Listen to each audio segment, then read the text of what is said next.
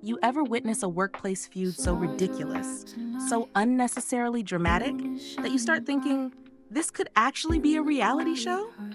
Because that's exactly what happened when Mia, our fresh out of college Gen Z intern, met Jason, our millennial middle manager, who still believed in email etiquette and grinding.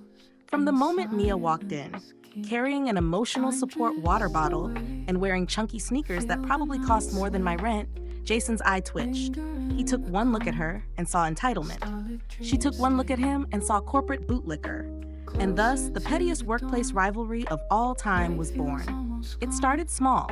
Jason would CC Mia unnecessarily on emails. Mia would reply with just okay. Jason would schedule 8 a.m. meetings. Mia would join from bed, camera off, aggressively sipping an iced coffee. He'd tell her to print something. She'd ask if he meant scan to PDF. It was like watching two different species try to communicate. Then, one day, it escalated. Jason gave Mia an assignment, compile a report. She turned in a PowerPoint with memes, reaction GIFs, and a slide titled, "Here's the vibe." Jason, not amused. He pulled her aside and said, "Mia, this isn't TikTok. It's a workplace." She blinked. "Yeah, and I made it engaging so people actually read it." Cue the most passive-aggressive battle of all time. Jason started writing emails with full paragraphs. Mia hit back with emoji reactions. Jason insisted on phone calls. Mia replied, "Can you just text?" At one point, Jason banned her from using slay in professional settings. She responded by ending every email with live, laugh, love. And then, oh, the absolute best part, the office group chat. One day, Mia, in all her Gen Z glory, accidentally posted a TikTok rant about corporate dinosaurs that just so happened to be visible to the entire office Slack channel. Guess who saw it first? Jason. He didn't yell. He didn't report her. He just stared at her the next morning with the world's longest sigh. And that was the day Mia learned the true wrath of a millennial. An email with bullet points and an as per my last message. Now at this point, you're probably thinking Jason fired her or at least made her life miserable. But plot twist, this is where everything changed. Because one day, our department was drowning in work, and Mia, who up until this point we assumed was just here for the vibes, swooped in like some kind of efficiency goddess. She automated reports, streamlined spreadsheets, and get this, taught Jason how to use Notion. He was shook. And in return, Jason, the man who mocked TikTok, begrudgingly admitted that her vibe-based PowerPoints actually made meetings more bearable. Then something even wilder happened. They started teaming up. Jason handled client negotiations, while Mia revamped company presentations. Suddenly, our weekly calls weren't soul-crushing. Hell, we actually looked forward to them. And then came the biggest shock of all. A year after Mia's internship ended, she came back. But not as an intern, as Jason's date. To the office holiday party. We lost our minds. People were placing bets. Jason and Mia, the sworn workplace enemies, together? Oh, but it gets better because now they're married with 2 kids. And I know what you're thinking. What kind of fanfiction fever dream is this? But I swear, it happened. Our chaotic little office feud turned into a full-blown rom-com. So, moral of the story? If you think your annoying coworker is your mortal enemy, you might just be one passive-aggressive email away from marrying them. Ever worked with someone you couldn't stand? Until you did? Tell me everything. I need these stories. You ever say something so harmless, so completely normal, and then suddenly you become public enemy number 1? Like, you're just living your life, minding your own business, and boom, everyone in the office looks at you like you just kicked a puppy? Yeah, that was me. And it all started with one sentence. I don't really like bubble tea. I know. Apparently that was the wrong thing to say. It was my first week at my new job, a cozy little marketing firm that looked nice enough. Everyone was pretty friendly, and the vibe was kind of like a college group project that somehow got funding. You had your classic office characters, the overenthusiastic HR lady who spoke exclusively in motivational quotes, the IT guy who only communicated in grunts, and my personal favorite, Lauren, the unofficial queen bee of the office. Lauren wasn't technically my boss, but she might as well have been. She ran the group chats, organized the team lunches, and somehow always knew exactly when someone's birthday was. If you wanted to survive in this office, you had to be on Lauren's good side. And apparently, I had unknowingly ruined my chances within the first week. So, it's Wednesday, mid-afternoon slump. Someone suggests a bubble tea run, and suddenly the entire office lights up like it's Christmas morning. Everyone starts throwing out their orders. Extra boba, less sugar goat grass jelly, it's a whole thing. Then Lauren turns to me. What about you? I shrug. Oh, I'm good, thanks. I'm not really a bubble tea person. Silence. The kind of silence that should not happen over a drink preference. Lauren blinks. Wait, you don't like bubble tea? I chuckle nervously. Yeah, I just don't really get the hype. More silence. I swear I saw Jeff from accounting physically recoil. Someone muttered, wow, under their breath. Then Lauren, still smiling but definitely not in a friendly way, goes, that's interesting. And just like that, I became the weirdo. Now I thought that was it. Just a weird moment, right? Wrong. The next morning, I walked into the office and something was off. People weren't ignoring me exactly, but they weren't quite the same either. Conversations seemed to die out when I walked by. Slack messages were getting shorter. At one point, I caught two coworkers whispering, and when I passed, one of them straight up hid their bubble tea behind a plant, like I had personally offended every tapioca pearl in existence. Then, things escalated. The passive-aggressive shade began. During lunch, someone casually said, I just love how bubble tea brings people together. Lauren started posting fun facts in the group chat like, did you know that 99% of people love bubble tea? So crazy. Even the HR lady got involved. She sent out a company-wide email about embracing diverse preferences, but the entire thing was illustrated with bubble tea clip art. It all came to a head during Casual Friday. The theme? Bubble Tea Appreciation Day. I kid you not. Lauren rolled in with a tray of bubble tea for everyone, placing them on each desk like some sort of boba Santa. And when she got to me, she just skipped my desk, didn't even look at me. It was petty, it was ridiculous, but it was war. Now, I'd like to say I stood up in the middle of the office, gave an empowering speech about individuality, and won everyone's respect. But no, what actually happened was this. That afternoon, I was in a meeting when someone, I kid you not, spilled their entire bubble tea on the conference table. And in the most dramatic, movie-worthy moment, Lauren gasps, "Save the pearls!" I lost it. I burst out laughing, like ugly laughing. I couldn't help it. The whole thing was so absurd. And maybe it was the stress, or maybe I had just officially snapped, but I finally said, you guys do realize this is a drink, right? Not a religion? Silence. Then, a giggle. And then, full-on laughter. Even Lauren cracked a smile. From that day on, things got better. The tension deflated like an overfilled boba straw. People stopped treating me like a criminal, and Lauren, well, she was still Lauren, but at least she acknowledged me again. And yeah, I still don't like bubble tea, but I did learn something. Sometimes, office culture is just weird. And you know what? That's okay. Because in the end, I didn't need to love bubble tea to fit in. I just needed to survive the initiation. So if you ever start a new job, my advice, maybe just pretend to like the bubble tea, at least for the first week. You ever have one of those moments where you just know you've completely ruined your life in real time? Yeah. That was me on my first day at this job. So picture this, fresh out of college, new job, trying to act all professional, but still absolutely winging it. I was hired as a marketing assistant at this mid-sized company, and my plan was simple. Blend in, do the work, collect the paycheck. Easy, right? Except, I have this tiny little problem called zero filter. It all started with a welcome meeting.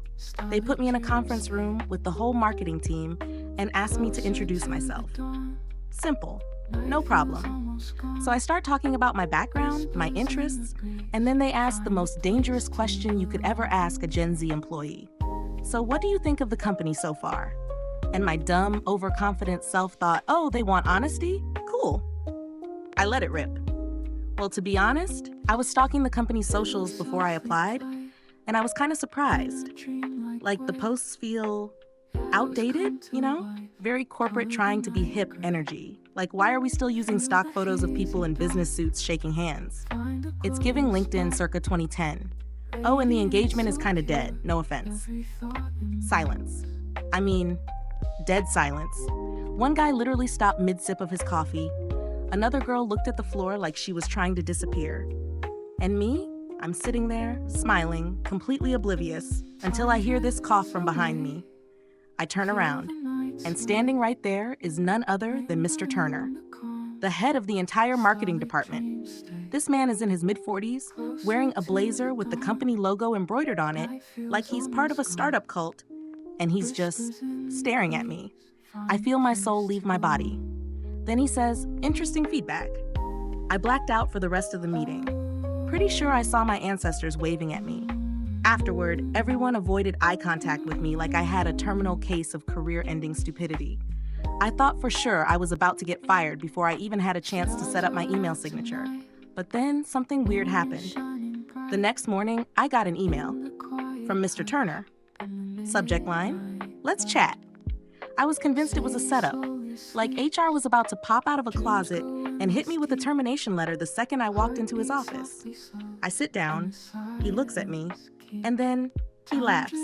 I'm talking full-on, lean-back, office chair creaking laughter. I just stare at him, wondering if this is a stress response or if I'm about to be pranked. Then he says, "You know, I've been saying the same thing for years, but no one here listens to me. They think I'm some old guy who doesn't get it. So tell me, what would you do differently?" And that's how I accidentally became his new favorite person in the office. Next thing I know, I'm being pulled into meetings with higher-ups, giving my Gen Z perspective on marketing. I'm suggesting meme-based content strategies, pushing for behind-the-scenes office TikToks, and somehow I get tasked with running a full campaign by myself.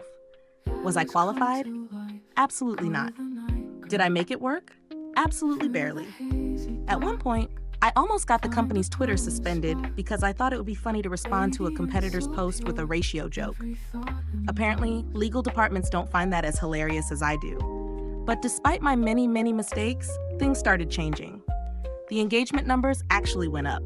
People stopped ignoring our posts. And best of all, Mr. Turner loved it. He went from grumpy millennial boss to unexpected mentor. And honestly, I kind of respected him. He wasn't some old school guy clinging to outdated ways. He just needed the right push. And me?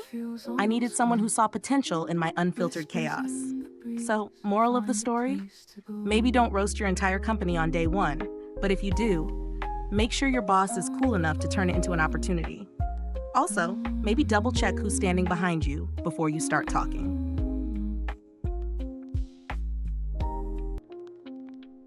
You ever work with someone so clueless, so hilariously out of touch, that you start wondering how they even got their job? Yeah, that's what I thought about Daniel, my millennial manager, when I first started my internship. From the moment I walked in, I could tell Daniel was one of those bosses. You know, the ones who take their LinkedIn profile way too seriously. His bio said something like, passionate about synergy, innovation, and leading dynamic teams to success. I knew right then we were not going to get along. It started small. Daniel would send me long emails full of corporate buzzwords, and I'd reply with a thumbs up emoji. He'd call meetings that could have been an email, so I started accidentally leaving my mic on mute and pretending my Wi-Fi was acting up. He'd try to explain basic office procedures to me like I was a toddler, and I'd hit him with, "Oh yeah, I saw a TikTok about that." The man hated me, and I lived for it. But the real chaos began when Daniel decided he was going to mentor me. One day, he pulled me into his office, which, by the way, had one of those inspirational quote posters that just said, "Hustle, you," and said, "Lena, I want to set you up for success in this company." Success? I was an intern. My biggest achievement so far was finding out the best time to hit the break room before all the good snacks got taken. But sure, Daniel, let's talk about my bright future. So, Daniel started giving me career-building tasks, which were really just his tasks that he didn't want to do. Updating spreadsheets, writing long-winded reports, taking notes in meetings where people used phrases like "let's circle back" and "low-hanging fruit." Naturally, I rebelled. If he wanted a report, I made a PowerPoint with memes. If he wanted meeting notes, I sent a bullet point summary with only the things that actually mattered. If he asked for research, I sent TikToks explaining the topic in under a minute. At one point, he asked me to summarize a document, so I sent back, "Too long, didn't read." But basically, corporate is lying to us again. I thought I was winning, outplaying the system. exposing the ridiculousness of outdated corporate culture, sticking it to the man. And then, Daniel did something I did not expect. One day, during a team meeting, the director asked Daniel for a presentation on our latest project. Daniel stood up, cleared his throat, and opened my meme-filled PowerPoint. And the wildest part? The director loved it. Finally, someone making this interesting. We need more of this fresh perspective. I sat there, watching in horror as Daniel took credit for my work. I was fuming, ready to start a workplace war. But before I could call him out, he casually turned to me and said, "Of course, Lena was the one who put this together. She's been teaching me a lot about keeping up with the times." Wait, what? Was Daniel giving me credit? Over the next few weeks, I started noticing things. Daniel stopped over-explaining things to me and actually started asking for my input. He let me run with ideas instead of shutting them down. He even gasped, started using emoji reactions in Slack. Turns out, while I was busy trying to prove that he was out of touch, Daniel was busy proving that he wasn't. And then came the biggest shock of all. On my last day, Daniel called me into his office and said, "Lena, I know you think I'm some kind of corporate dinosaur, but I've actually been learning a lot from you. I was stuck in my ways, but you showed me that there's more than one way to do things. And just so you know, that director who loved your presentation, they're the one who approved your request for a full-time role." Excuse me, what? That's right. Daniel had been advocating for me behind the scenes the entire time. I walked into that internship thinking I was taking on the system. But in the end, the real battle wasn't Gen Z versus millennials. It was just two people figuring out how to bridge the gap between the past and the future. So yeah, I took that full-time offer. And now, every time Daniel writes a ridiculously long email, I just reply with a thumbs up emoji. Because some things never change. Ever had a work rivalry that took a surprising turn? Tell me everything. I need to hear these stories. I used to believe love was enough. That if two people truly loved each other, they would always find their way. That's what all the stories told me. Movies, books, even my own mother. "Love will carry you through," she said on my wedding day, smiling as she adjusted my veil. But after 25 years of marriage, I know now, love alone isn't enough. It's a beautiful start. It's the foundation. But a house needs more than just a foundation to stand. And love, just love, doesn't teach you how to live with another person. I wish I had known that sooner. I met Daniel when I was 23.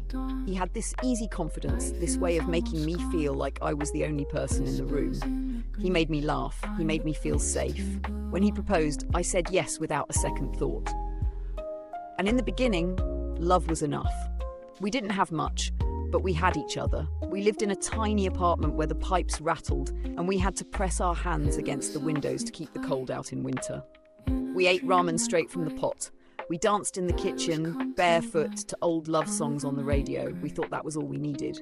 But then life got bigger. Jobs, mortgages, children, exhaustion. One day I woke up and I realised we had stopped dancing in the kitchen.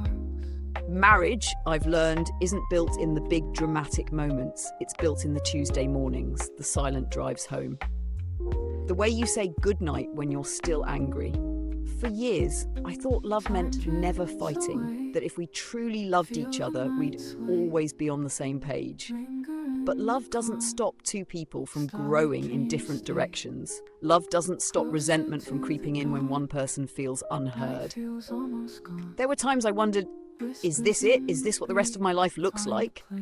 Because love didn't teach me how to fight with Daniel in a way that didn't tear us apart. Love didn't teach me that some problems don't have a solution, just a compromise. I thought love meant never feeling lonely, but you can be married and still feel incredibly alone. The hardest lesson I learned, love is a choice. Not just the poetic kind of choice, the grand gestures, the romantic moments. No, I'm talking about the kind of choice that doesn't feel romantic at all. Choosing to listen when you don't want to. Choosing to stay when walking away feels easier. Choosing to love someone even on the days you don't like them. One night after a particularly bad argument, Daniel and I sat in the dark, neither of us saying anything. He looked exhausted. I probably did too. And then he said quietly, I don't know how to fix this. And for the first time, instead of expecting him to have the answer, I said, me neither. But I still want to try. And somehow that was enough. Because marriage isn't about having all the answers. It's about being willing to find them together, over and over again. We still don't dance in the kitchen as much as we used to, but sometimes when the radio plays an old love song, he'll take my hand. And for a moment, we'll be those two kids in that tiny apartment again. But this time, we know better. Because love, real love, isn't just about staying in love. It's about staying, period. If I could go back and tell my younger self one thing, it would be this. Love is the beginning, but understanding, that's what keeps you together. And I know, that's what we finally figured out. I used to be the person my child ran to for everything. Every scraped knee, every nightmare, every tiny victory. They shared it all with me. But now I ask how their day was, and all I get is, it was fine. When did that change? When did I become just another person in their life? I still remember when my child was little, how they used to cling to my hand in the grocery store, how they'd curl up beside me on the couch and tell me everything. Back then, I knew all their favourite things, their fears, their dreams. But as the years went on, the little stories became short answers. The hugs became nods. And one day, I realised I didn't know them the way I used to. I thought I was doing everything right.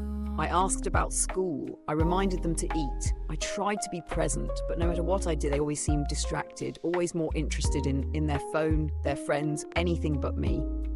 I won't lie. At first, it hurt. I took it personally. I started to wonder if I had done something wrong. Was I too strict, too distant? Did I miss some invisible moment when they decided they didn't need me anymore? Then came the breaking point. One night, I heard them laughing in their room. Loud, unfiltered laughter, the kind I hadn't heard in ages. I knocked, hoping to share the moment, but as soon as I walked in, they went silent. Just a quick, "Hey, Mom," and a forced smile. I tried asking about their day, but they kept glancing at their phone, giving me one-word answers, and then I said it. "You used to talk to me. Now I feel like I don't even know you anymore." They looked up, and for a second, I saw something in their eyes. Guilt? Annoyance? A mix of both? "I do talk to you," they said. "Just not about everything." That hit me harder than I expected. I wanted to say, "But you used to," but I didn't. Instead, I just nodded and left the room, my heart heavier than before. That night, I lay awake, replaying the moment in my head, and slowly, a realization crept in. Maybe it wasn't that they didn't need me.